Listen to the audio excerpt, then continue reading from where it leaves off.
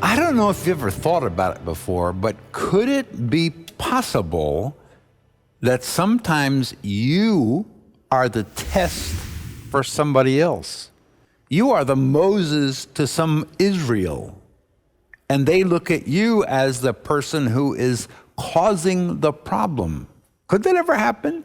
Could God think about you and say, I think I'm going to put her on the opposite side of this and let her try to cope with being the source of the test? What a challenging thing that is. Or could it be that God uses you to strengthen somebody's faith who is undergoing a test to help them succeed? Let me give you an illustration of this. Years ago, I got a call from one of my good friends out on the west coast of America that has a nice big church. And he said to me, Bruce, I need a vacation, and I want to take my wife away. We've been in ministry a long time, for a month on a vacation. And I wondered, could you come out to the church and preach for me for 4 weeks while we're gone? I said to him, Ken, I would love to do that for you. I love your church. You know how I care about you. This would be great. So I fly out there, and we're talking on Saturday, and he said, we're going to listen to the sermon on Sunday morning, then we're going to go, and we'll see you in 4 weeks. I said, that's great. Well, God showed up Sunday morning. And Ken comes and he says, I think we'll probably spend another day or so with you. I said, oh, that's okay, but, we're here so you could leave, not stay. Well, the next couple of days, we met with his staff at his request, and he was in the room, and God began to move some more, and he stayed the next day, and he said, I think my wife and I decided that we're going to spend this week and leave after next Sunday. I said, Ken, come on. The deal was you would go on vacation. Okay. So during the week, we went out to lunch, and I said, let me ask you a question. What's your dream about the church? What's the next stage of growth you want? He said, we want to start some new churches. I said, that's great, Ken. How many you want to start? We want to start maybe 2, maybe 3. I said, okay. And over what period of time? 10 years. 2 or 3 in 10 years. Well, we're very good friends. And I said to him, so how do you feel about that? He said, well, I feel that would be a challenge. And I said, okay, 2 or 3 in 10 years. Why are you so unbiblical? He said, what? I'm unbiblical in starting churches? I said, Ken, how long did it take to start a new church in the book of Acts? He said, I don't know. I never thought about that. Well, if you found out, would it make any difference what the model is to start a new church? He said, well, I guess it probably would. How long? I said, the shortest was 3 weeks, and a new church was started. And the longest was 18 months, a year and a half, and it was started. You're going to start 2 or 3 in 10 years? That's between, 3 and 5 years. And I ribbed him a little bit. I said, Ken, you don't need God to intervene to do that. Come on. How about stepping up with a larger vision? He said, oh, man, I don't know. What are you talking about? I said, I don't know. It's not my church. It's God's put you here as a shepherd of this church. I'm just challenging you to think a little bit outside the box, because that's where God lives. God lives outside of our little boxes.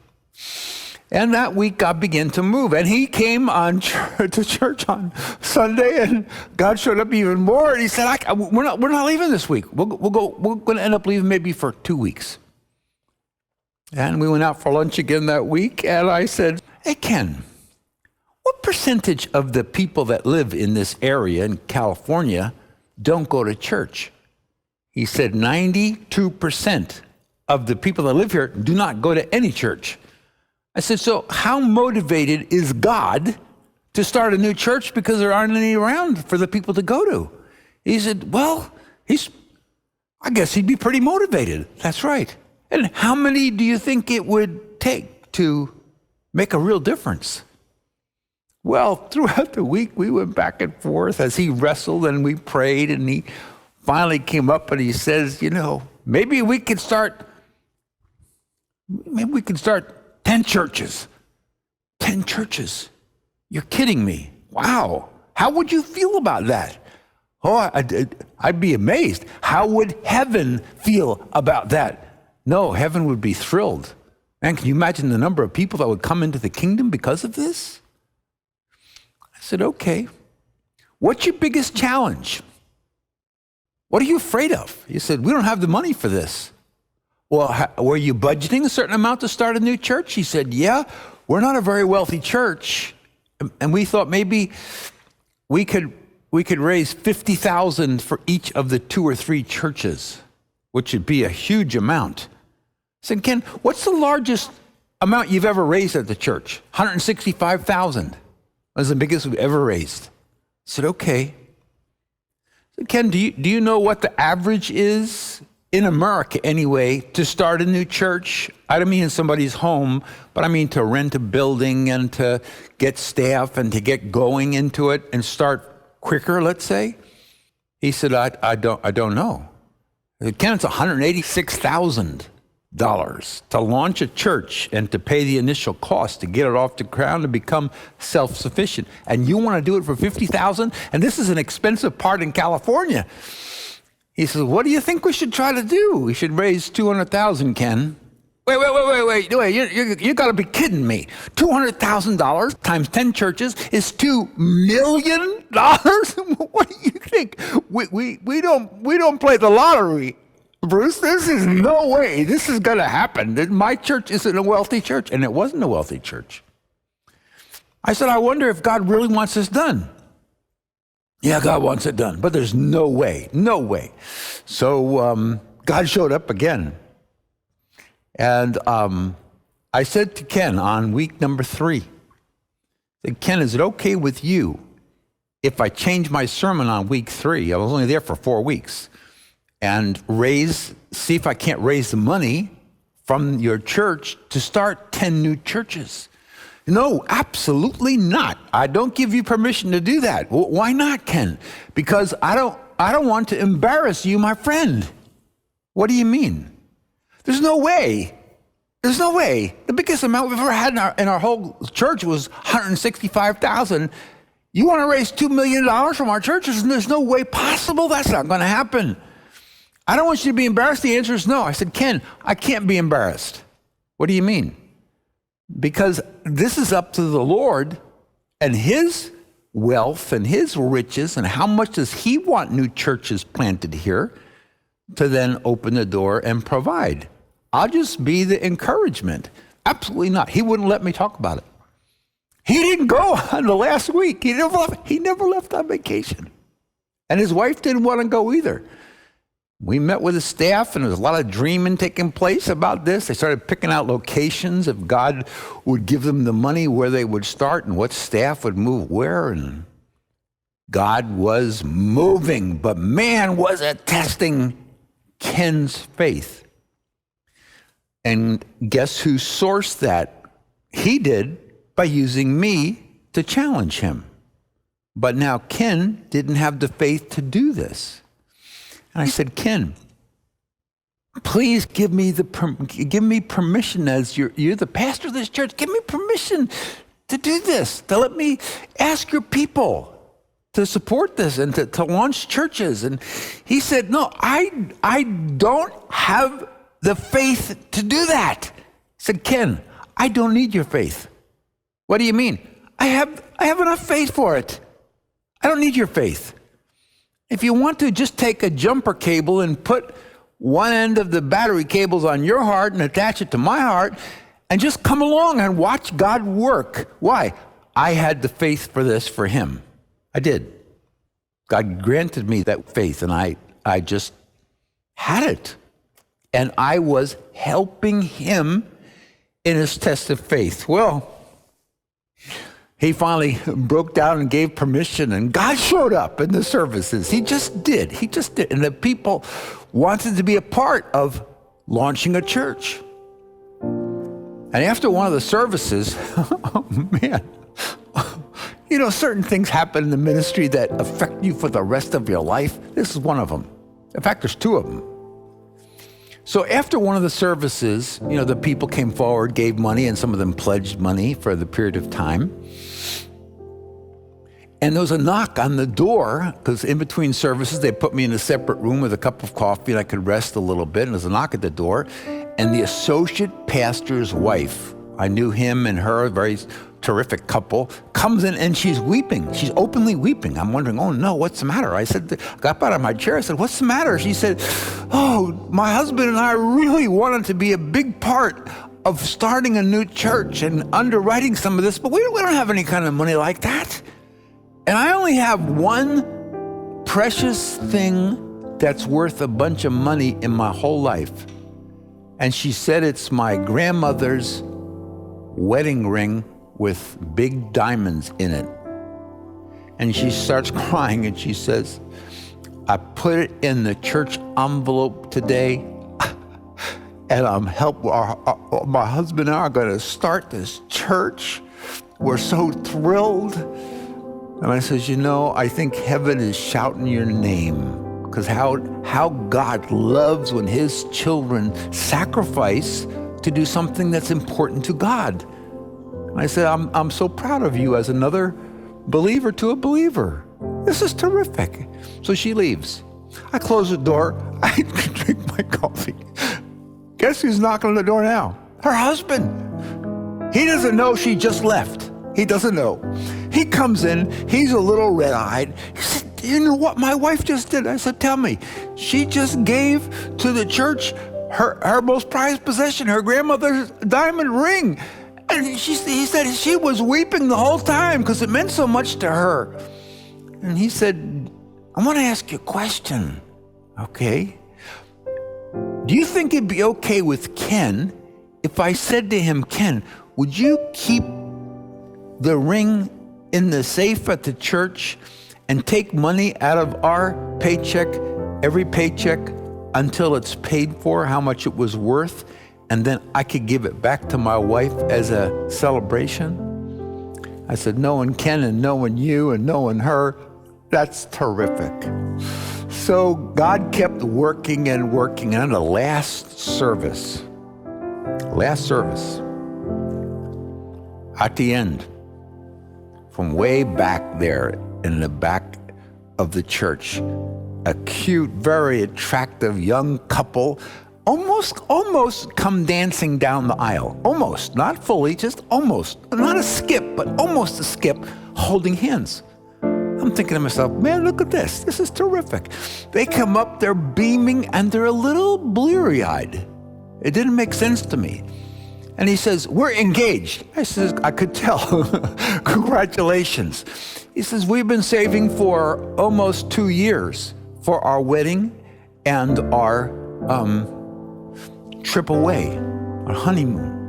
And as we sat there, and then he looks at her and she's smiling up at him, and he said, as we sat there, we both realized we would rather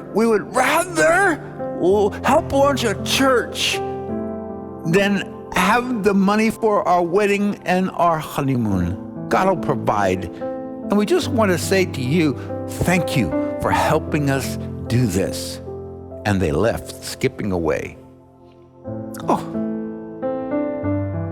that Saturday night and Sunday morning, $2 million came in or was pledged. And that church, sometimes there's somebody else around that can help you navigate through the challenges of a difficult test of it. And sometime, could it be that God uses you to stretch somebody else's faith? But my question now is, what happens when there's nobody around and your faith is weakening and you're afraid, oh man, I'm going to go through the stages of a test failure. I'm going to go from situation to source to sovereign. I'm going to complain and I'm going to contend and I'm going to reject and I'm going to despise and I'm going to rebel. And I don't want to do any of those things, but my faith is getting stretched and it's getting weak. What on earth can I do? Now you're asking the right question. What can you do? Is there anything you can do yourself, by yourself? Nobody else helping you. Because many times in life, our test of faith is private. Nobody else really knows about it unless you tell them. Are there steps you can take? Just think about what I'm saying. Are there steps you can take for a test success and take that draining faith that you have and take a step and watch your faith go, whoa, whoa, whoa, whoa. You're the same person, but you did something because you were initiated and knew the secret of what to do when you need more faith? Could it be that the amount of faith you have is up to you? It's not up to him. In round terms, it's up to you. Let me see if I can't prove that. And then we're going to jump into 5 steps you can take that in a short period of time immediately changes the amount of faith you have in the middle of a test. So let's go. We are in a series called The Testing of Your Faith. And I want to talk to you about session 4, the steps for test success. Look at the title of our introduction. The level of our faith is our responsibility. What? Wait. It's my responsibility to increase my faith? Yes. Why? You let your faith go down. Wait. Nobody forced your faith to go down. God wasn't supernaturally depleting your faith. Right? It's a situation you're in, and it's your response to it, and it goes, ugh. Well, if you let it go down, if you permitted it to go down, don't it just make sense to you that you can raise it back up again? Let me see if I can't demonstrate this to you. It's a well-known passage of Peter walking on the water. So they're out in the middle of this Sea of Galilee, and there's very tumultuous weather, and Christ is way out there. They're unsure it was Christ, actually. And Peter says to Christ, Lord, if it's you, that's how far away he was. If it's you, command me to come to you on the water. Command me, this is really something. Command me to walk on the water. So he said, come. And that's an imperative in the Greek. Jesus commanded Peter, come on. So when Peter had come down out of the boat, he walked on the water to go to Jesus. Question, how far did Peter walk? Because Christ is way out there, right? If that's you, he's not right here. He's way out there. Come. Most people think Peter walked 2 or 3 steps and then started sinking. Let me prove that's the exact opposite of what happened. But when he saw that the wind was boisterous, he was afraid. And beginning to sink, he cried out and says, Lord, save me. And immediately, Jesus walked all the way over to Peter. Do you realize what this text is actually revealing? Jesus stretched out his hand. What did he do? Peter had walked all the way out to Christ. Do you realize that? And he was in fingertips. Yes. But what happened? He took his eyes when he saw that the wind was boisterous. That's the situation. He took his eyes off the power, which is Christ, and he looked at the environment and he said, there's no way I could be walking on water and I'm scared to death, and down he goes. So immediately Christ stretches out his hand and caught him. But what's very fascinating is, what was Christ's reaction? Oh, you have little faith. Wait, man, that was a lot of faith. Nobody else in the boat got out. Nobody else said, hey, Peter's doing it, let me do it too. Nobody else did. But here's the question for this session. Why did you doubt? Why? You didn't have to doubt. Do you see what he's saying here? Why did you doubt? Peter, you didn't have to doubt. It was in your control. You didn't have to doubt. Wow. Another passage in Luke chapter 8, Jesus said to them, "Where is your faith?" Where did it go? Where is your faith? By the way, it should be right here, and it's not. Where did it go? What's Christ revealing? It's up to you to what you do with your faith. Where is it? Next passage. So the apostles are in the middle of all these things, and they say to Christ, "Increase our faith." Do you know Christ's answer to that was no. Not one time that I could find anyway in the entire New Testament does Christ increase anybody's faith. He doesn't. What does he send them? A test to strengthen and increase their faith, but not to supernaturally give a gift of more faith. He doesn't. Now look at this next verse. So Jesus answered and said to them, have, present, active, imperative, have faith in God. I command you, keep on having faith in God. That's a command. In Christ's command, we are to respond and obey. So I am commanded, hold on to this. I'm commanded to have faith in God. And if I permit myself not to have faith in God, is it true? Is it logical? If a command comes to me, have faith in God, and my faith is going down, am I obeying that command? Let's see if we can't go a little bit further with this. Not only that, but we rejoice in our sufferings, knowing that suffering produces endurance, and endurance produces character, and character produces hope. Now, I want to just show you how powerful our faith is. Take a look at this. You know this passage in Ephesians 6. Stand therefore, having girded your waist with truth, having put on the breastplate of righteousness, and having shod your feet with the preparation of the gospel of peace. I did this morning at 6 o'clock, this very verse. I did this. I put those pieces on in my mind. I did. Above all that you do, taking the shield of faith. It's what? My faith.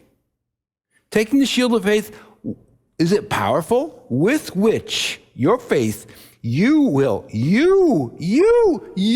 be able, not God, you will be able to quench every single fiery dart of the wicked one. Oh my goodness. This shield of faith is powerful when you're being attacked. But I'm the one that will be able to quench it because of what I believe. But if I believe that is out of my control, you're going to be clobbered by the fiery darts of the enemy because you don't know what to do. But if your faith is strong and you used your faith, you will quench the darts of the enemy. This is big time important. Are you getting this? All right. Let's go back to our major chart and add where this session is. Session 1, we covered this chart, that our response is to be joy and rejoicing. The reality is we're in a trial that tests our faith. Our responsibility is to endure until it's perfectly finished. Therefore, this transformation, the genuineness of my faith, I become more godly. That's the result, and the reward is earthly and heavenly. In session number 3, the previous one, which was the failure. Now we're flipping it over, and we're dealing with this side. How do you build up your faith if you want to?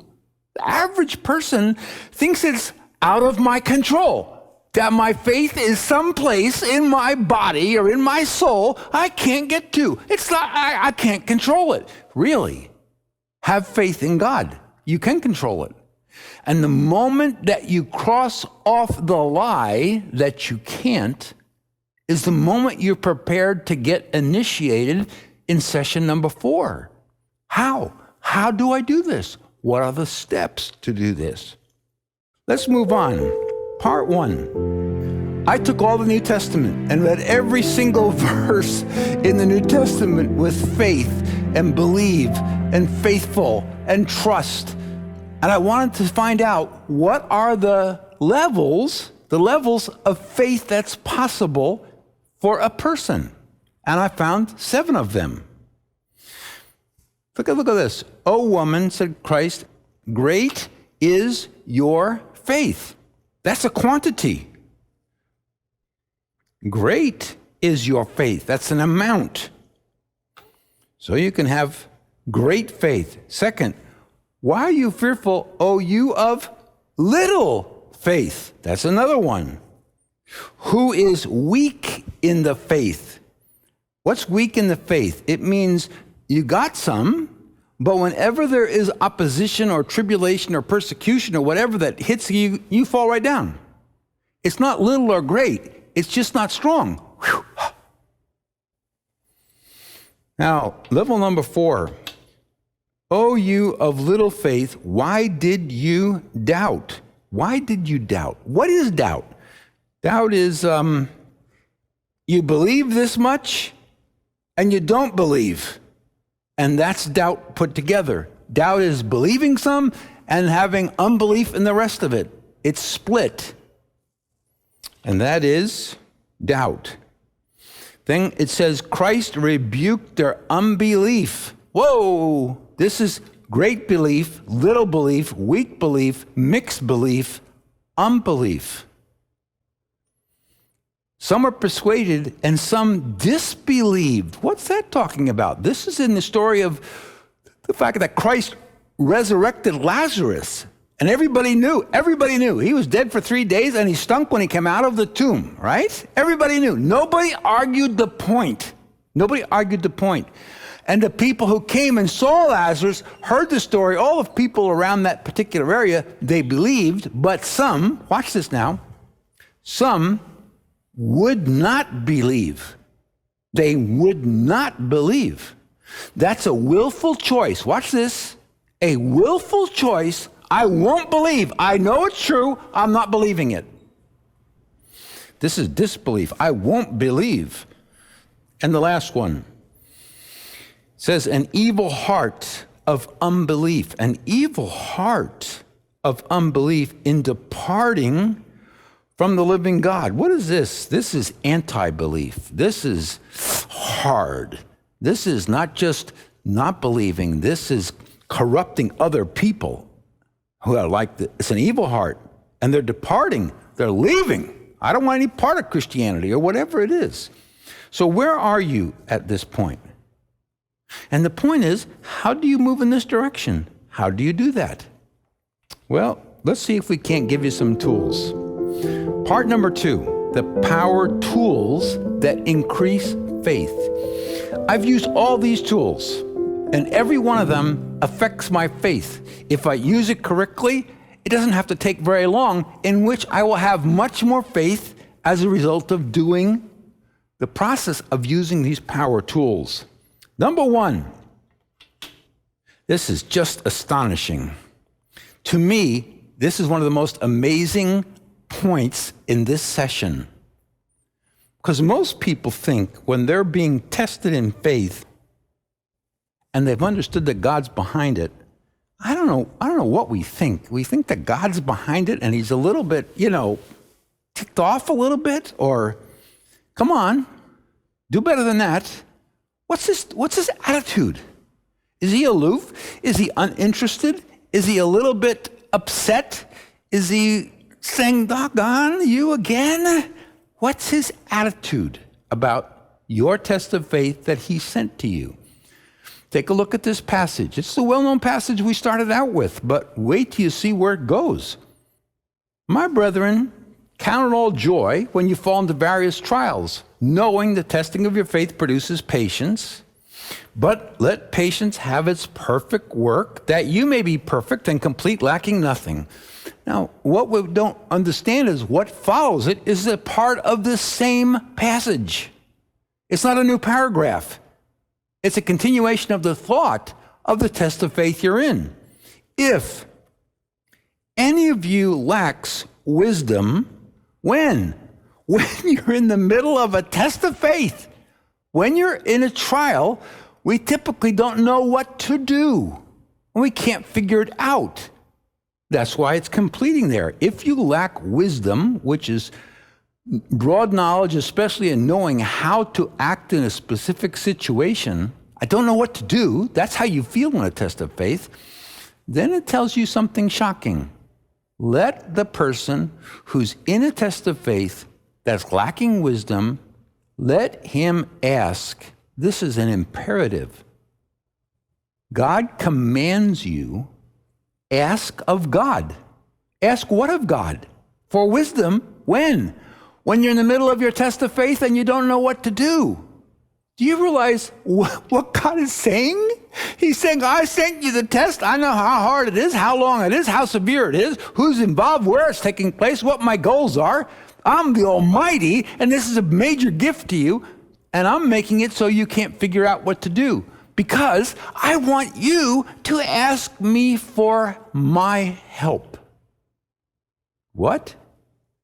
I command you, ask of God. God wants to be involved. He doesn't want to be separate from this. He wants to go through it in partnership with you. Now, look what he says. Let him ask of God, who gives to all liberally, generously, unconditionally. He gives what to everybody who asks liberally? Wisdom. What? Yes, God will give to you wisdom about your test of faith, and he's going to give it to you a lot, enough. But here's the shocker. He's not going to give you the answer, and he's not going to stop the test, or else there's no benefit. He just gives you enough wisdom for you to break through to the next level in your test. It's what you need. He not only gives it to you liberally, this is interesting, and without reproach, meaning, what is God's attitude about me in his test, asking him for help? What's his feelings about that? It says, without reproach means he doesn't find fault with you asking. He doesn't reproach you or bring shame to you. He doesn't disapprove what you're doing. He wants to be asked because he wants you to realize he's not only the source of the test, he's the source of the wisdom to go through the test. He's for you. God doesn't want you to fail the test. And he'll give you an abundant amount of it, and he's thrilled to be asked. Do you see how big of a mind shift this is? This is another initiation moment, isn't it, right there, where you're thinking about God in a different point of view. He wants you to ask for help. And will it be given? Look at these next words. This is just too much. And it, wisdom, will be given to him. To all. To all. It will be given to him. What's God promising? If you ask, I will give you plenty, and I'm glad you asked, and it will be given. What's that called? That's called a promise. A promise. I promise you. But, this is surprising in the same paragraph, but let the person who asks, it's an imperative again, ask in faith. Meaning, you can't kneel down next to your bed in a crisis or an ordeal or in a marathon or in a cluster or in a loop and say, dear God, please give me wisdom like you promised, and then get up and say, I don't know if God's going to help or not. Why? You're in a test of faith, and you're just saying, I don't trust you. I don't believe you're going to keep your word. I know you promised that you will come through and give me the answer, but I don't really believe it. I'm not sure of it. So what's God's attitude about this? In a test of faith, not having faith in him? Woo-hoo. Oh boy. But let him ask in faith with no doubting. Don't be uncertain. Don't say, I hope. Don't hesitate to believe. Don't distrust. And then it gives us a very sobering word. For he who doubts what? That God will give you the wisdom you need, is like a wave of sea driven and tossed by the wind. For let that man, the person who's having doubt, let not that man suppose or imagine or expect that he will receive anything from the Lord. Oh man, you were just asking for wisdom, but if you come with unbelief into my throne room when I've promised you with doubt, don't you anticipate you'll receive anything from the Lord. Why? He's a double-minded, two-souled, uncertain, divided interest or thoughts, a divided man, unstable, unsettled, disorderly, unstable in all his ways. Oh man. You know what the principle is? It's best not to ask for wisdom if you're going to doubt God. Now, in the middle of writing this point, you know, it's so often God does this to me. Because I often say to him, I don't want to teach anything to anybody else that I've not gone through. And I've lived. And I've learned the lessons personally. So I have authenticity. I have integrity to the message. So we got contacted by a certain person who needed something. And I said to Darlene, who was down to my office in our home, and she had some sliced apples with crunchy peanut butter, which I love at 3 o'clock in the afternoon. And I said, I think this is a test of faith. And she backed away and she says, oh, I think it is too. And we both realized we've had this same test 6 times in a row.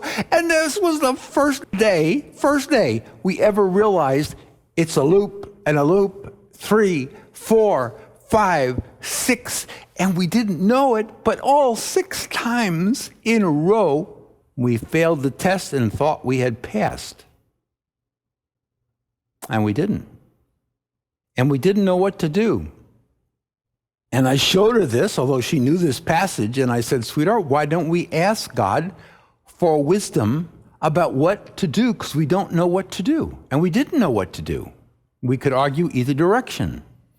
So we paused and prayed and said to God, after we asked for wisdom, we hereby promise to you, we will not doubt your promise. We will not have any shred of doubt. We know you keep your promises, and we know your wisdom will come. Well, the next day, she came down a little bit before 3 o'clock with some celery, and I said, sweetheart, do you know the answer from the Lord yet? Yep. I said, I do too. And God had given both of us wisdom that we did not know the day before. And we called this person on the phone, and we told them this was the 6th time. It was actually the 7th time. 6 times in a row, we had done the wrong thing in seeking to help them, and that we weren't going to do it again. And was it okay with them? Yes, it is okay with us, and we think you're probably right. What did we discover? 24 hours later, God gave us the wisdom, and we had no confusion about it, no uncertainty about it. Power tool number 1, I think, is the one you should use instantly. Pray for God's wisdom. And we have a little logo here that looks like this. Pray for God's wisdom. Pray God's wisdom. Number 2, let's take a look at this in live action in 1 Samuel chapter 17, David and Goliath story. Moreover, David said, the Lord who delivered me, past tense, from the paw of the lion and from the paw of the bear, future tense, will deliver me from the hand of the Philistine. Here's David, facing a very difficult test of faith. How's he going to handle it? Is it pretty intimidating dealing with a giant like this when he's just a little bit more than a kid? Yes. What does he do? He goes back to the past and he remembers, doesn't he? He even vocalizes some of God's works in his life. He purposefully linked them. Put that together. He purposefully linked them. What did he do with that? He then took that faith that he got from remembering this part, remembering it, and he brings it all the way into the future. God will deliver me, therefore I'm going to go to war against the man. You go backwards to bring it forwards, to bring it to the present. That's the key. It's not that you just remember, but you get faith from it because your faith remembers how God did something in the past, strengthens you up, then you bring it over to the future. God's going to interact again, and then you bring it into the present. Remember God's works. Review God's miracles and works in the Bible to increase your faith. Now, let's take a look at this in the disciples' lives and Jesus. But Jesus, being aware of it, said to them, "O you of little faith." Now, watch what Jesus does. Yeah, but wait, watch what Jesus does. Learn from it. Why do you reason among yourselves because you have brought no bread? They're wondering about what can they eat? Don't you understand? Don't you yet understand? Or don't you yet remember? Ooh, going in the past. He's going in the past. Remember the 5 loaves of the 5,000 and how many baskets you took up yourself? Not only did the loaves feed everybody, but you had all these extra baskets full of food. Don't you remember that? Can't you go in the past and remember a major miracle? Bring it over to where you are now and trust me in the same way? Nor don't you remember the 7 loaves of the 4,000 and how many large baskets you took up? What's Christ saying? Use your past to build your faith about your future and present and walk in it. Do you do this? And I've done this for, my goodness, 40 years. This one right here. How do I do this?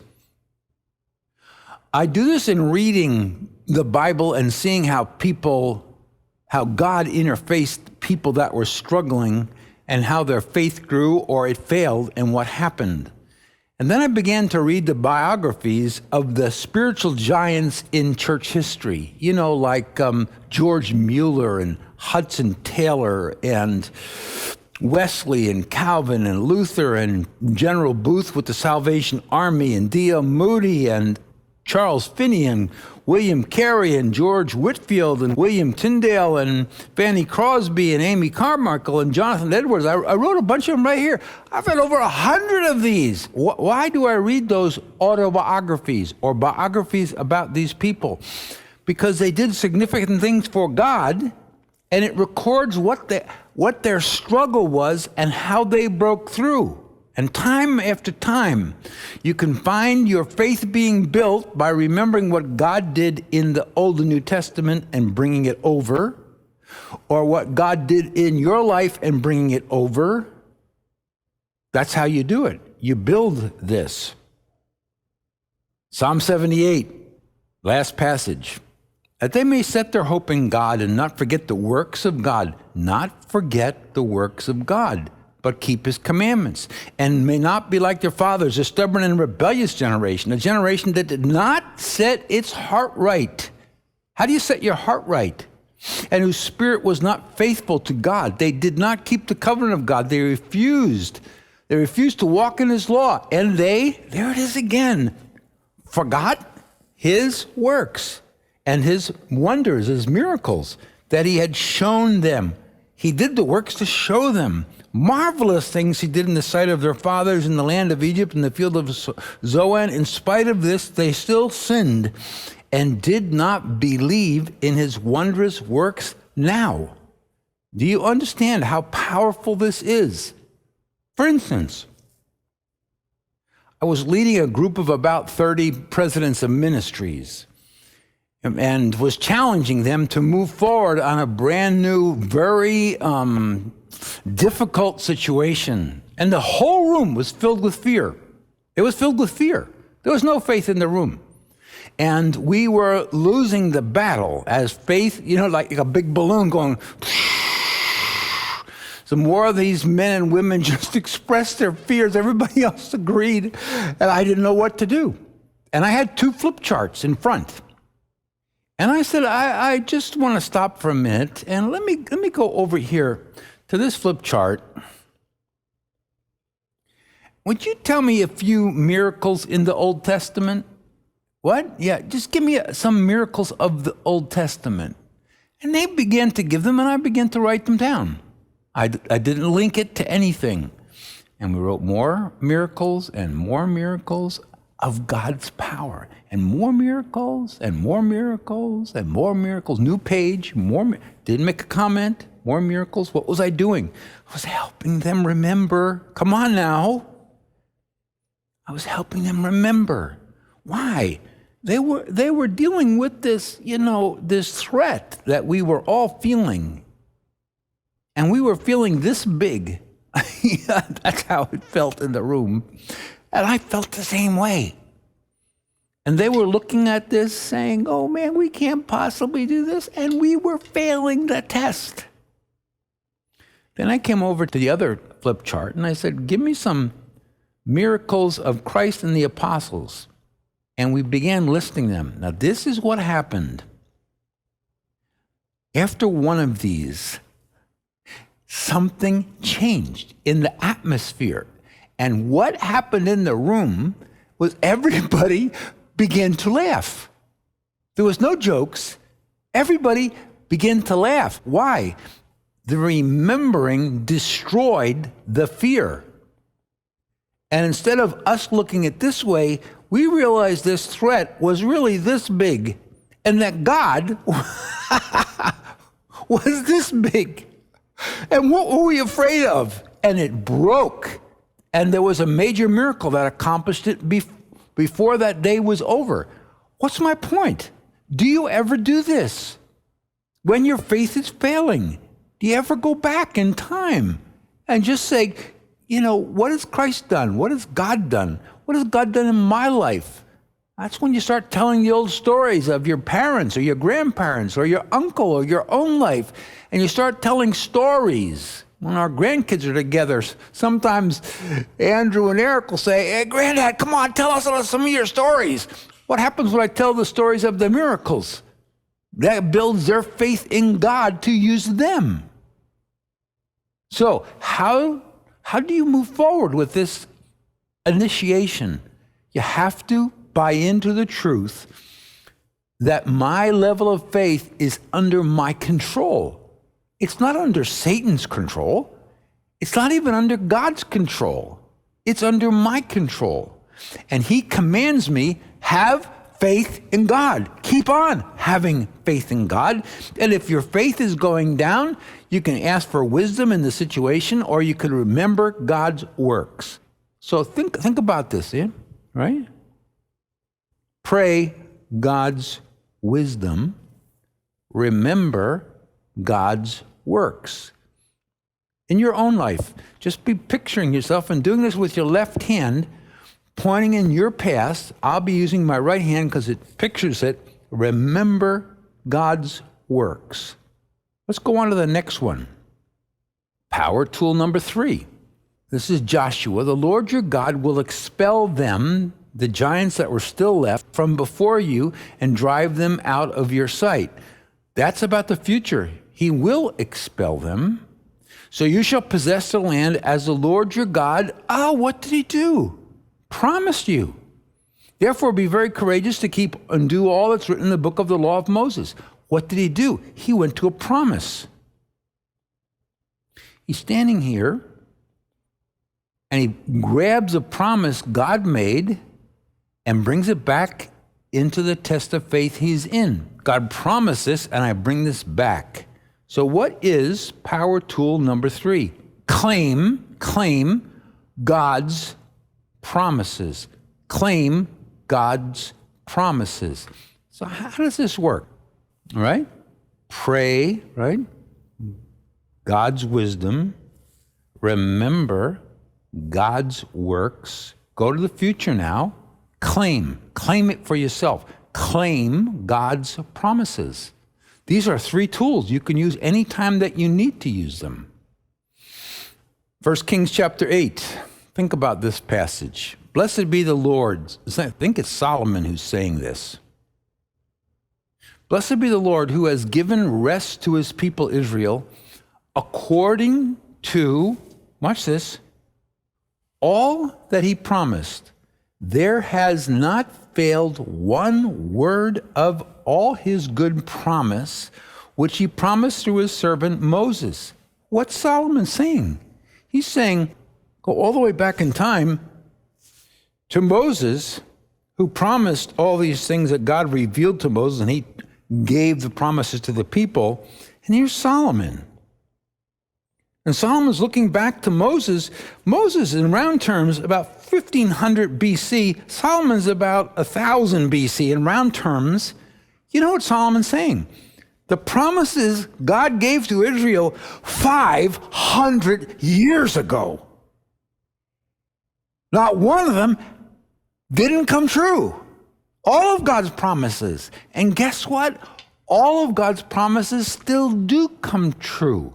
But you have to go out with your faith and grab them, grab it, and bring it back to your life. Romans chapter 4, look at how Abraham did. And not being weak in faith, he did not consider his own body already dead, since he was about 100 years old, and the deadness of Sarah's womb.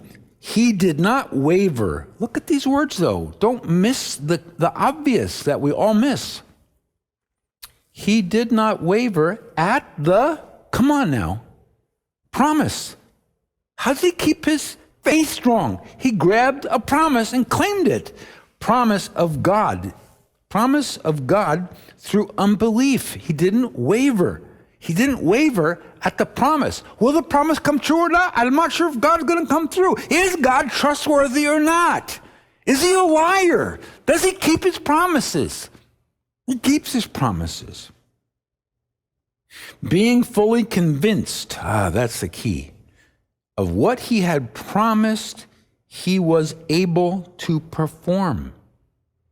This is a powerful truth. Claim God's promises. Look at verse number 4. By which have been given to us exceedingly great and precious promises. Exceedingly great and precious promises, that through these you may be partakers in the divine nature. How does God feel about his promises? Have you ever thought about this? Why does God give specific promises? Why? You ever had your children come to you, especially when they're younger, and they really want something, and you're ambivalent whether you're going to give it to them or not, you're going to okay it, and finally you say, well, okay, and then what do they say? Dad, come on, promise! What do they want to do? They want to nail it down, because if Dad promises, there's no doubt about it's going to happen. Come on, promise. Why? It gives assurance to the person who needs the promise. Why do you need the promise? To believe that what he's promised is valid for you to grab a hold of and act upon it, because God keeps his promises. Now, I need to make a quick comment here.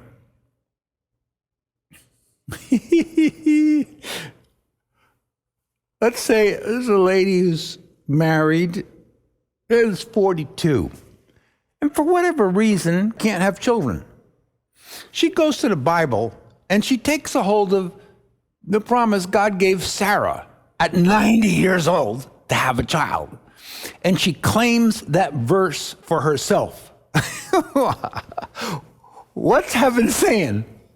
Heaven was saying, hey, wait. That promise wasn't given to everybody. That's a specific promise to an individual you can't claim for yourself. So you got to understand, right? Because there's a lot of people mistaking and stopping to believe in God because they took a promise that God never gave to them, and then God doesn't come through because he said, I didn't give that promise to you. What are you getting mad at me about? So you have, in a sense, promises which are, they're individual, I guess you could say. God to one person or a family or a nation. And then there's promises which are universal.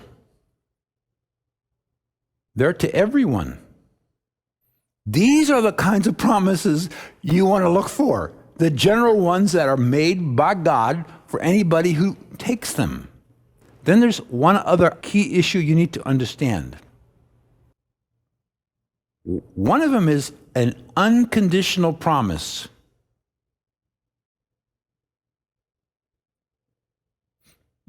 What does that mean? There's no conditions connected to it. I will do this. Nothing to do with you. I'm going to do this. Then there's something over here, conditional promise. It is, if you do this, then I promise to do this. But if you don't do this, there's no promise. So what you got to be careful about is to make sure that a promise you're grabbing is universal, right? Not to an individual. And secondly, that if it's conditional, that you do your half of it, and then God will keep his half. Now, if you don't mind, the further we go into the deeper stuff, the more I'm going to give you some illustrations. And if you don't mind, from my own life, because I'm able to explain it more fully than trying to read something about somebody else's life. When Darlene and I and our younger daughter, Jessica, and our son and our other daughter, we all moved to Africa.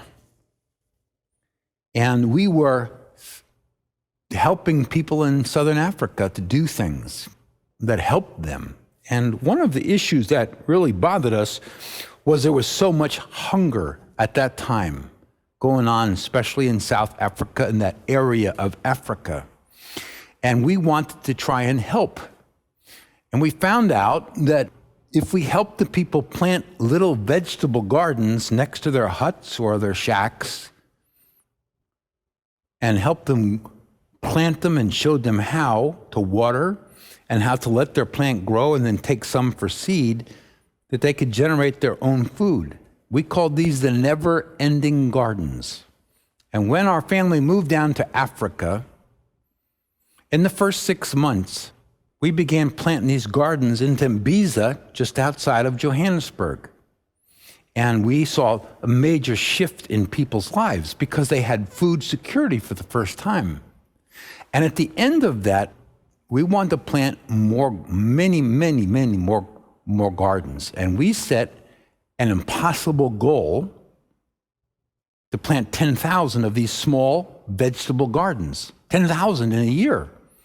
And we'd fly back and we'd encourage some of our family and friends, come on back, help us plant the gardens and share your faith with the people as they plant the garden with you. And then you had to take a picture of that garden with the people inside their house standing there to count your picture. And at the end, we planted 10,000 gardens. At the end of that, we saw huge differences among the people. And our son and I began talking about how many gardens do we think God wants us to plant next year. And as a result, cutting that a whole story into a little one, we came to the conclusion, let's add a 0 to that. Let's grow 10 times, 10 times more, from 10,000 to 100,000. 100,000 gardens. Just start counting to 100,000. And David and I, we were talking, he said, Dad, how are we going to do this? I said, I don't know, Dave. I don't know how we planted the amount we did last year. And I was going back to speak in New York and actually in Connecticut to about 110 men and women men that worked in Wall Street as, people in the financial area. And I said to the man in charge, do you mind if I ask these men if they'll come down to a country in Southern Africa and help me plant vegetable gardens for the people, the orphans and the widows and the people who are really struggling with food security? He laughed and he said, you don't understand, all these guys have their own gardeners. Some of them have more than one. They've never have dirt underneath their fingernail. They're not going to come. I said, well, is it okay with you if I ask them to come? And he said, well, all right. So at the end of my session with them, I challenged them to come, literally on the spot.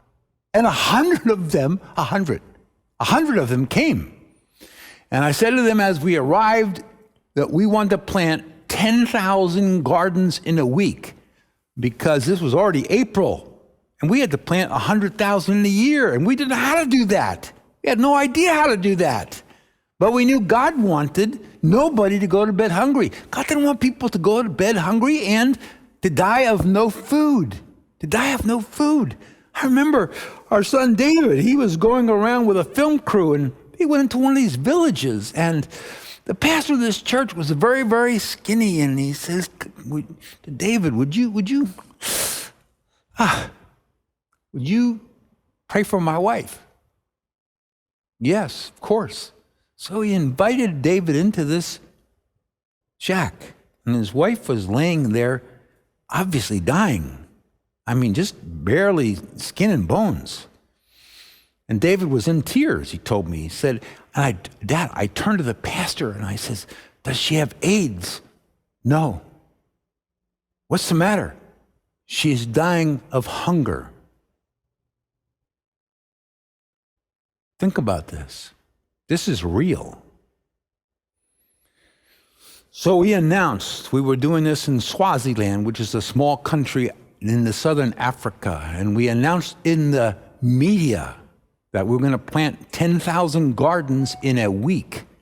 And of course, I'd never heard of such thing. Rich Americans, especially from Wall Street, coming down to plant gardens, and they had the TV cameras and the radios and the newspapers every day. And I met with the king and the prime minister, and I said, on Friday night, let's have a big party when we celebrate 10,000 gardens, and invited the U.S. ambassador, the king, the prime minister, the Department of Economic Development, all these people into this big tent we set up to celebrate. And these guys said to me, wait, you're not really telling people we're going to plant 10,000 gardens in a week? We can't do that. I said, I know. Well, we should change the goal. I said, no, we can't change the goal because I think the Lord led us to set 100,000. If we don't learn how to plant 10,000 a week, we'll never reach it. Well, we sent out, we had all the vans and the seedlings and all the rest of it, and we went out the first day, and everybody came back at the end of the day exhausted. And they said, we planted 300 gardens today. That's it. You're going to change the goal. No, I'm not going to change the goal. So that night, we changed the strategy and went out and planted 600 gardens the next day. Until it came to Thursday, and we had 3,000 gardens planted. And everybody was really exhausted. And I said to them, I'm not coming with you on Thursday to plant gardens. Why not? I'm going to stay in my room, and I'm going to beg God to give us his strategy to reach from 3,000 to 10,000 in a day. And they all said, this is impossible. I said, yes, it is. It's impossible for us, but with God, nothing is impossible. So what did I do? Was this hard for me? Of course it was. Did I have an answer? Of course I didn't. What was I stepping out of? The boat. I was stepping out of the boat. Yes. Was there a storm? Yes. Could I defend this? No. Did I believe it? Yes. Did I believe God wanted these people to have food? Yes. So, what did I do? I used this principle, and I tried to find a universal principle that I could use. So I laid on the floor, on my face, right? Lay down on the ground, on the floor of my hotel room. And I said to God, I had my Bible. I said to God, I said to Christ, actually, I'm not getting off the floor till you tell me what to do. And I claimed this verse, these verses, and I read them out loud to Christ. I said, is it not to share your bread with the hungry, and that you bring to your house the poor who are cast out, when you see the naked, that you cover him and not hide yourself from your own flesh? That you share your bread with the hungry? Then you shall call, and the Lord, listen to this promise. Then, when you do this, then you shall call. I was calling on the floor. And the Lord, conditional. If you do this, you got to call. The Lord will answer you, your cry, and he will say, here I am. Here I am. If you're doing this to help the people in severe need and you call out to me, I'm going to say to you, here I am. Here's the condition. Come on now, put this together. You're to learn how to do this. If you extend your soul, your heart, to the hungry and satisfy the afflicted soul, then your light shall dawn in the darkness, and your darkness shall be as the noonday. The Lord will guide you continually. And I said to God, I am claiming this promise from you. I'm doing this. Our family's doing this. We're using our money. We're flying back to the States to get people to help. We're recruiting South Africans to help. We're recruiting Swazis to help. The kids who have no parents because of AIDS, and the poor people and the grandmothers. We're doing this, and we don't know what to do. We need you to answer us and say to me, here I am, and it's the answer. And the next passage I used was this one. Psalm 68, sing to the Lord, sing praises to his name, extol him who rides on the clouds, by his name Yahweh, and rejoice before him. As a father, God is a father of the fatherless, the orphans. A defender of widows is God in his holy habitation. What did I do? I said to God, you are a father to the fatherless. That's who we're helping. And you are a defender of the widows we're trying to help. We don't know, but you know. Growing from 3,000 to 10,000 is humanly possible, but it's not impossible with you. You fed 5,000, for Pete's sakes, with a couple fish. Tell me what to do. I'm not getting off the ground until you fulfill your promise. You mean I laid there? Yes. Why? God doesn't lie. He is omniscient and knows everything. And he's omnipotent, has all power. I don't need to know. He knows. I don't need to have the power. He does. At 2:00 in the afternoon, he told me what to do. He did. And I knew what to do. So, Thursday night, at a big banquet in this great big tent is the next night. We had all these famous people coming, and the news is going to be there live on TV. I tell the guys what to do. Brand new. None of us had the idea. Friday, late afternoon, all the vans with all these guys in them. And I had my pad like this. And I was waiting for them as they drove in, and they opened the window, and I stuck my head out, and I said, how many gardens did you plant today? And I wrote it down. How many you? How many you? How many you? To everybody in the van, then the next van, the next van, the next van. That night, I said publicly in front of this whole tent of all these parliament people and business people and government leaders and the queens were all there. I said, we had a dream that God didn't want your people to go to bed hungry. And we had a dream to plant 10,000 vegetable gardens for the orphans and the widows and the very poor in a week. We knew we couldn't do that, but we knew that God wanted it done and he had the power to do it. And although we just had 3,000 of the 10,000 done yesterday and everybody said that's impossible, we believed God wanted it to be done. And I'm here to report to you that we don't have 3,000, 4,000, 5,000, 6,000, 8,000, 10,000. We have 11,820 vegetable gardens were planted in a week. Did we reach our 100,000 by the end of that year? Yes, we did. What did we do at the end of that year? We had another zero.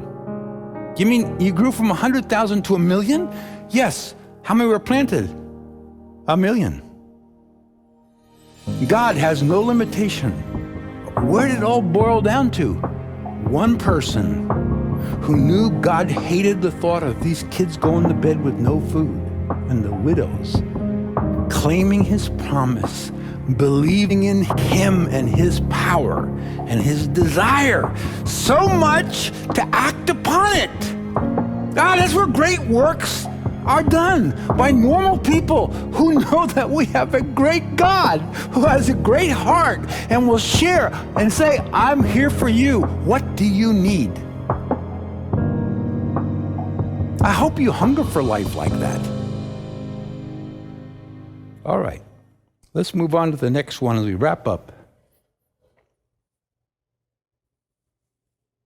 It's a well-known passage we have here, 1 Peter chapter 1. In this you greatly rejoice, though now for a little while, if need be, you've been grieved by various trials, the test of faith. That the genuineness of your faith, being much more precious than gold that perishes, though it's tested by fire, may be found to praise, honor, and glory at the revelation of Jesus Christ. It's for our good. As I've said over and over, it's a gift that God gives to us.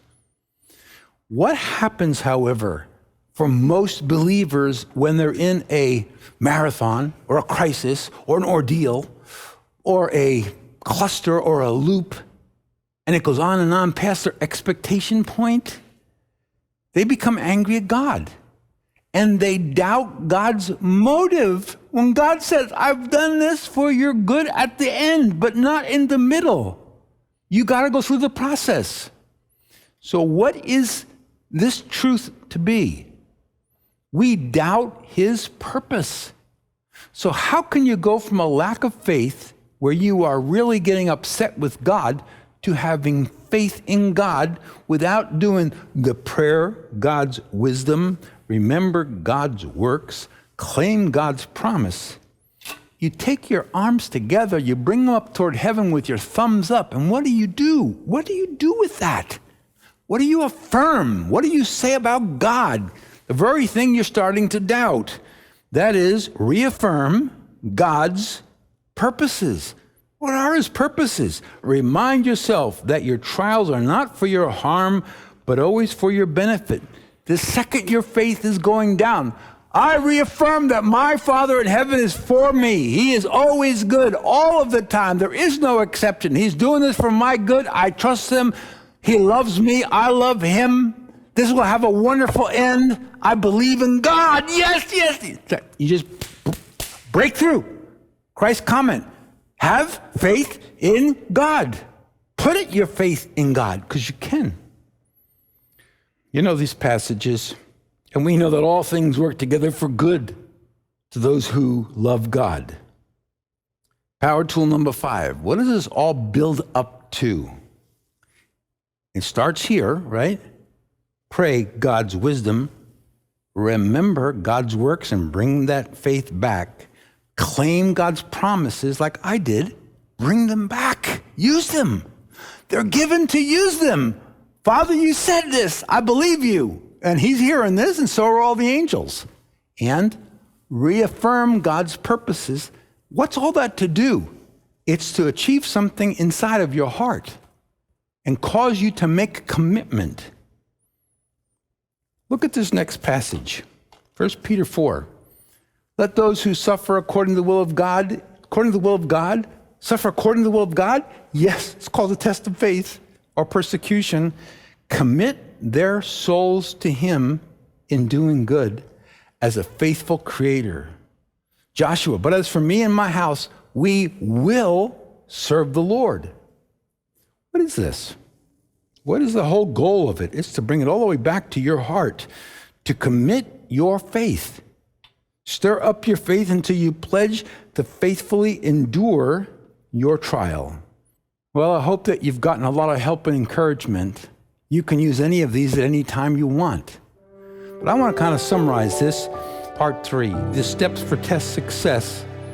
And these are the 5 steps. Down here, pray, remember, claim, reaffirm God's purposes. Yeah, let's take a look at this. Number 1, pray God's wisdom. He'll give it to you. Number 2, remember God's works. But notice these arrows come out and come back. It's getting more of your faith back because you did remember. I remember the lion and the bear fighting Goliath. Claim God's promises and bring it back to where you are. Reaffirm God's purposes right in the middle when you're doubting it. Get rid of the doubt and commit your faith. Commit to endure in the middle of it. The conclusion, the confidence to increase your faith. This is a closing verse for us. It says this in Hebrews 10. Therefore, do not cast away your confidence. Don't let your confidence sap and sag down. Don't cast away, which has great reward, for you have need of endurance. Don't lose your confidence that God's working all this out for you, so that after you've done the will of God, you may receive the promise. For yet a little while, and he who is coming will come and will not tarry. Now the just shall live by faith. You use your faith in your life. But here's the warning. If anyone draws back, shrinks back, withdraws, shrinks back from what?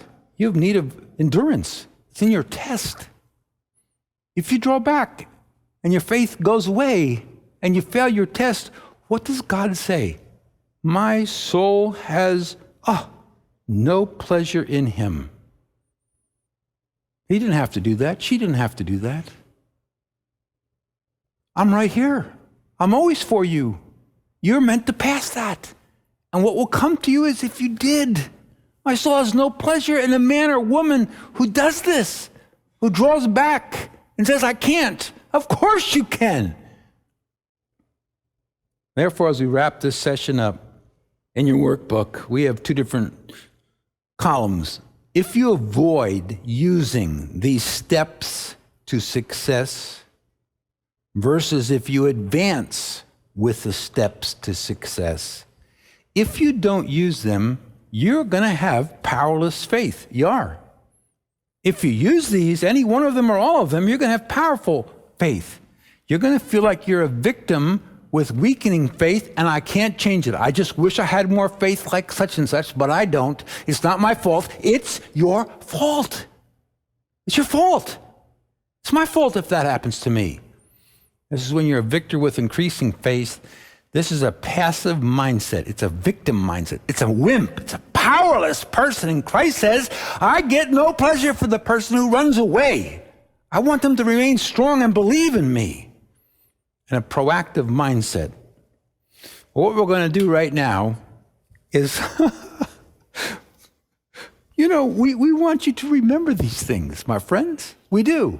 In session 3, we want you to remember 3 stages. Come on, I got it. Situation, source, sovereign. And I know the 5 things underneath them. I got it. And I got marathon. I got crisis. I got ordeal. I have, cluster. I got loop. I got it. Yes. And we want you to know these. We want you to have it. So we began to brainstorm one day, and I said to our creative team who's behind all of this, all this stuff, this beautiful set, the workbook, the video you're watching, they did it all. I'm just a talker. That's all I am. And I said to them, is there any way we could find a way to put this, find a way to remember these 5 things. So they got it in their head. And what happened is they came up with an unbelievable creative approach. Just like it is, marathon crisis, you remember. So why don't we invite our video editor, David, to come on up here in his premiere Hollywood show. All right. Invite him. David, come up and show us. Can you help us remember? I certainly can. I think we can do something. You got rhythm today? I'm ready. I'm ready. You got rhythm? I'm ready. Are they ready? Are they ready? I don't think they're ready. The pastors ready? I don't think they're ready for what you... Okay. So it's yours. It's yours. All right, guys. You guys ready? We're gonna have a little fun here. We're gonna bring the room up a little bit. Now, before I start, I want everybody in the room out there. You got to stand up. Pastor, you got to stand up. Yeah, everybody get their pastor to stand up. The deans, the students. Okay, what we're going to do, remember the 5 power tools that build faith? We're going to go through all 5, just like Bruce taught, and we're going to have a little song, a little dance. It's going to help you guys remember them. So the next time that you're in a trial and you're going through it, you can really remember these 5 things to build your faith, to get through the trial and endure with patience. All right, go ahead, Tim, play it for me if you don't mind. All right. Here we go. Remember the first one, right? We're going to have our hands down. We're going to look down and pray just like this. And it's pray God's wisdom, okay? And it's straight out of James 1, right? Where if we in the midst of a trial and we need wisdom, we can ask the Lord and He'll give it to us, all right? So you guys ready? Here we go. You can dance a little bit. Pray God's wisdom. Pray God's wisdom. Pray God's wisdom. Pray God's wisdom. That was easy. All right, I'm going to add 1 to 2 now. Okay, this one, remember this one? He taught about looking to our past. I'm going to point to my right, but I want you guys to point to your left. Just imagine a big timeline. You're pointing to your past, pointing to the miracles that the Lord had done, the God had done in the Bible, right? To remind you, maybe even in your own story, a testimony that you have. All right, we're going to go 1 and then the 2. Okay, you guys ready? Here we go. Pray God's wisdom. Remember God's works. Make sure you look.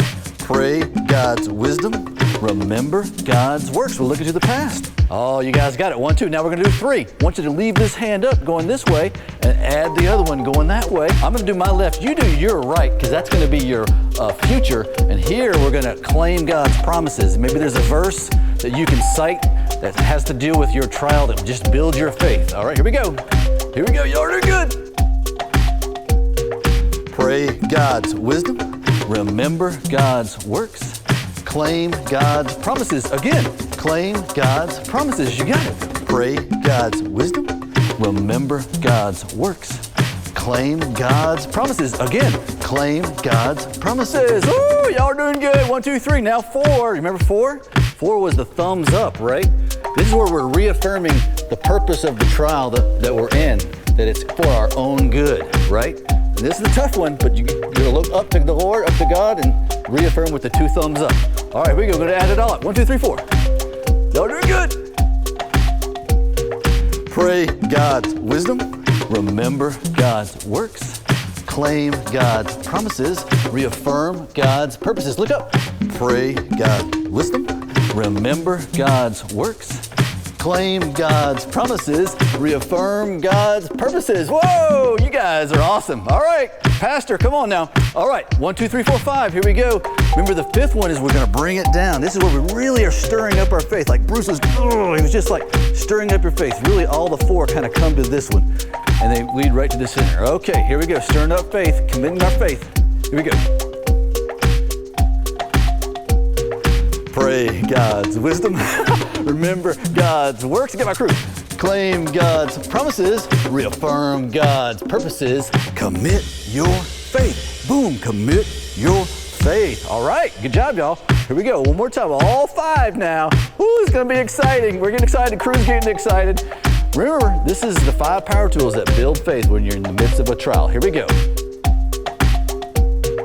Pray God's wisdom. Remember God's works.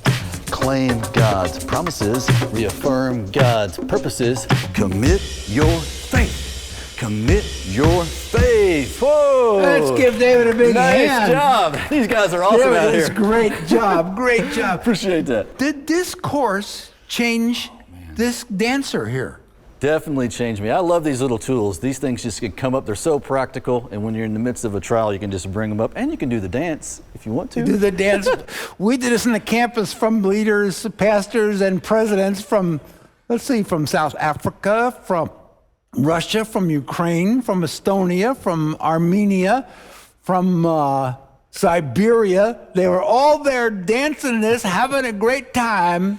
It's wonderful. So we want you to have a good time in this course. It's not just being, invited to get the big ideas. It's to remember them. Marathon, ordeal, cluster, loop. You got it. You got it. See you next week.